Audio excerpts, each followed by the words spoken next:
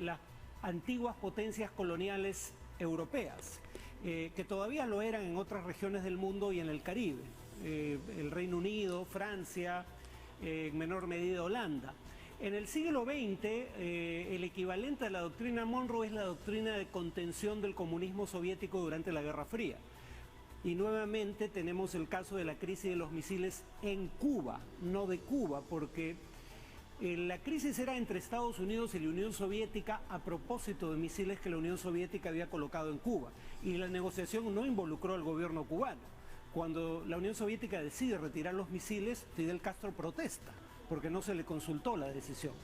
Ahora, en el siglo XXI, Estados Unidos, bajo el gobierno de Trump, cuando era secretario de Estado Rex Tillerson, o sea, ministro de Relaciones Exteriores, dijo que la doctrina Monroe estaba tan vigente hoy en día como lo había estado siempre, a diferencia de lo que decía la administración Obama, que señaló que ya no era parte de la política exterior estadounidense. Y ahora claramente está dirigida a China, la potencia extrahemisférica a la que Estados Unidos quiere impedir mayor acceso a nuestra región es China, ya no una potencia europea.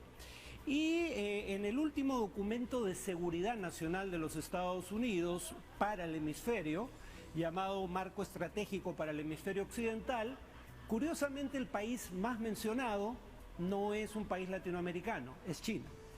O se le menciona de manera directa o se le menciona de manera velada a través de frases como países rivales que ejercen una influencia maligna, o el intento de contrapesar, cito, las prácticas económicas predatorias de actores externos, le hace China.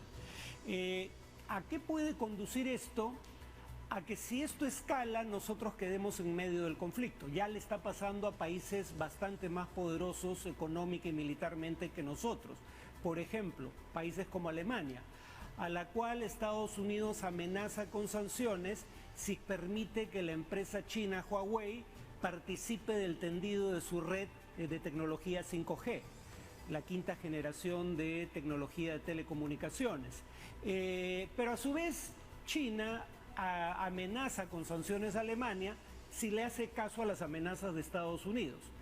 Comprenderán que el tema del desarrollo 5G no es aún un tema de prioridad en nuestra región, pero es un tema que tarde o temprano va a estar en agenda, y si Estados Unidos está dispuesto a amenazar a sus socios de la OTAN,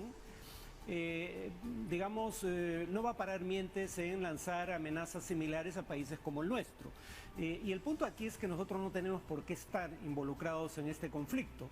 Dicho sea de paso, no es normal que embajadas de otros países se pronuncien públicamente sobre un tema que es de exclusiva injerencia del Estado peruano, como quién puede o no pescar en aguas territoriales o zona económica exclusiva del Perú.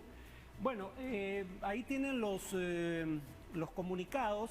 Lo que podría decirse en favor de la posición estadounidense es que el gobierno de Ecuador dijo lo mismo.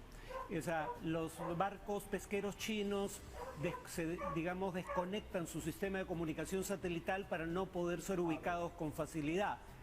Con lo cual no se sabe exactamente dónde están pescando.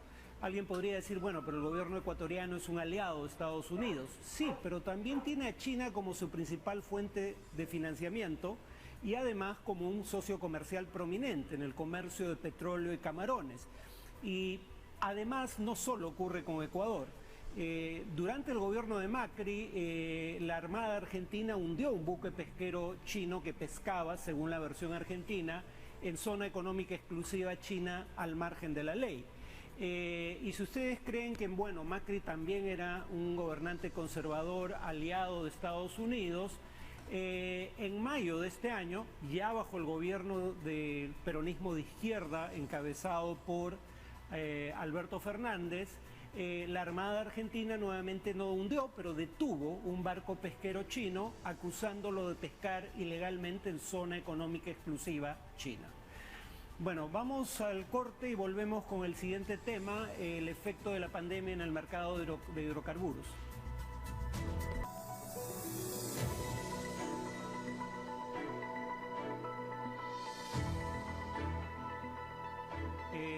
Bienvenidos de vuelta a Geomundo. Nuestro segundo tema es relativo al efecto que la pandemia ha tenido sobre el mercado de hidrocarburos a nivel internacional. La pandemia de la COVID-19 afecta severamente al sector hidrocarburos, convirtiendo el 2020 en uno de los años más negros de su historia, con un desplome inédito de su consumo y de su precio debido al aislamiento temporal de miles de millones de personas alrededor del mundo. A pesar del progresivo retorno a la normalidad, el reequilibrio del mercado aún no se ha logrado. A esto se suma la presión cada vez mayor de un gran sector de la población para frenar el cambio climático.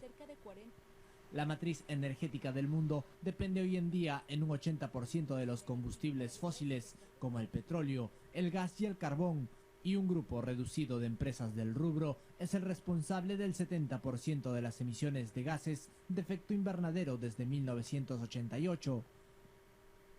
En la búsqueda de métodos para desacelerar el cambio climático, las grandes industrias han convertido al gas natural en el puente hacia fuentes de energía renovable. Sin embargo, debido a su poco valor frente al petróleo, continúan algunas prácticas de quema y purga que no contribuyen a la reducción de la huella de carbono, generando un efecto inverso. El metano, principal componente del gas natural, es hasta 25 veces más eficaz que el CO2, atrapando el calor, y aunque sea reconocido como un combustible más ecológico que el carbón y el petróleo, también causa efectos negativos en el medio ambiente, principalmente durante su etapa de extracción. Se estima que la cuarta parte del calentamiento global, observado desde el inicio de la revolución industrial, se debe al aumento de la concentración de este en la atmósfera. En ese sentido, la industria de hidrocarburos asegura estar mejorando sus estrategias comerciales e invirtiendo en el desarrollo de tecnología de energía limpia. El proceso durará varias décadas, pero marca el inicio de un cambio global por el cuidado de nuestro planeta. Para, digamos, mitigar los efectos del cambio climático, diversos gobiernos nacionales, la gran mayoría en el mundo, al menos en principio, ya estaban intentando cambiar su matriz energética para depender en menor proporción de combustibles fósiles como gas, petróleo y carbón, que son la principal fuente de emisiones de gases de efecto invernadero, es decir, la principal causa del cambio climático. Y estaban tratando de reemplazarlos progresivamente por energías renovables. La buena noticia es que las energías renovables, por ejemplo, solar, geotérmica, eléctrica, se están abaratando significativamente, y hasta hace poco tenían un problema serio y es que no se podía almacenar la energía generada. Eso está empezando a superarse como problema tecnológico. Además, digamos, la oferta de energías fósiles, curiosamente, pese a que, como digo, hay un intento de cambiar la matriz energética a mediano y largo plazo en una serie de países, la oferta de energías fósiles, en particular el petróleo, creció significativamente en años recientes, a diferencia de lo que se discutía hace 10 años, en donde se decía que ya habíamos superado la mitad de las reservas mundiales de petróleo y que por ende de aquí en adelante la producción solo iba a decaer. Ha crecido. ¿Por qué? Porque hay nuevas tecnologías que permiten dos cosas. Una, extraer fuentes de petróleo y gas que antes eran inaccesibles, los llamados petróleo y gas de esquisto. Dos, hay tecnologías que permiten extraer a menor costo petróleo de algunas de las fuentes tradicionales. Entonces, digamos, había ya una transición en curso y la pandemia, como en muchos otros aspectos de la política y la economía internacional, lo que va a hacer probablemente es acelerar esa transición, porque al incremento de la oferta de petróleo y al crecimiento de las energías renovables como fuente sustituta de energía, se añade ahora una caída dramática de la demanda que probablemente, por lo dicho, nunca vuelva a los niveles que habíamos conocido hasta hace unos pocos años. Y por eso tenemos cosas como que la principal empresa petrolera del mundo, la estatal Aramco de Arabia Saudita, ha sido colocada por primera vez, o parte de sus acciones han sido colocadas en venta por primera vez, porque con ese fondo adquirido a través de la venta de acciones, el gobierno saudí pretende intentar diversificar su economía.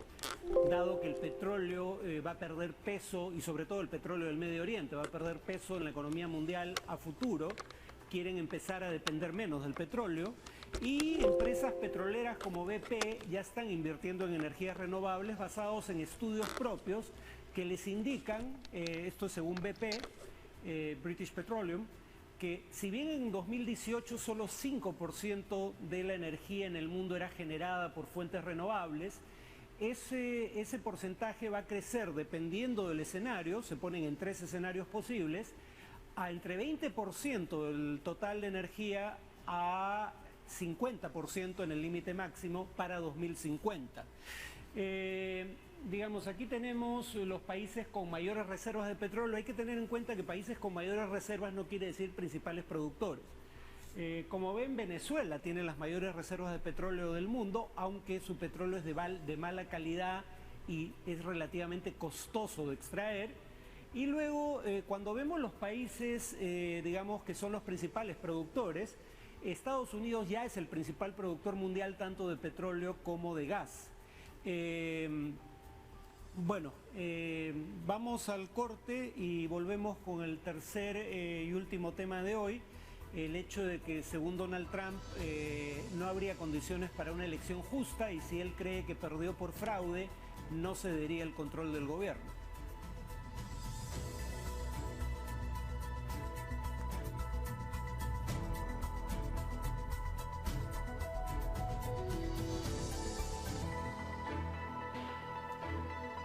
Vamos con el último tema, las declaraciones de Trump, según las cuales no garantiza una transferencia pacífica del poder en caso de que pierda, obviamente. Señor presidente, rápidamente, gane o pierda o empate en esta elección, ¿se compromete a una transferencia pacífica de poder después de la elección? Ha habido protestas a lo largo del país en los estados que usted llama rojos o azules. ¿Se compromete a asegurarse de que haya una transferencia pacífica de poder después de la elección? Bueno, tendremos que ver qué pasa. Tú sabes que yo me he estado quejando fuertemente sobre las papeletas. Las papeletas son un desastre. Entiendo eso, pero la gente está protestando. ¿Se compromete a que haya una transferencia pacífica de poder? Queremos tener. Desháganse de las papeletas y tendremos una muy pacífica. Francamente no habrá una transferencia, habrá una continuación. Las papeletas están fuera de control, lo sabes. ¿Y sabes quién lo sabe mejor que nadie? Los demócratas.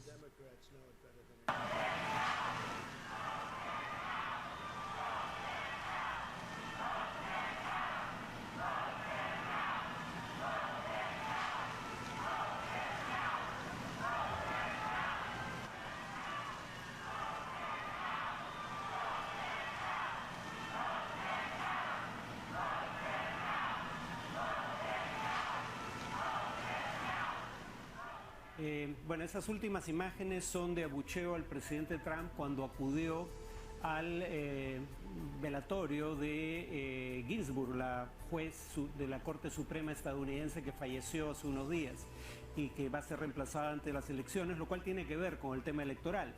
Digamos que no llama la atención que Trump haga declaraciones de este tipo. Recordemos que en 2016 declaró que no reconocería un resultado adverso si perdía, porque solo podía perder, literalmente dijo eso, con fraude, ¿no?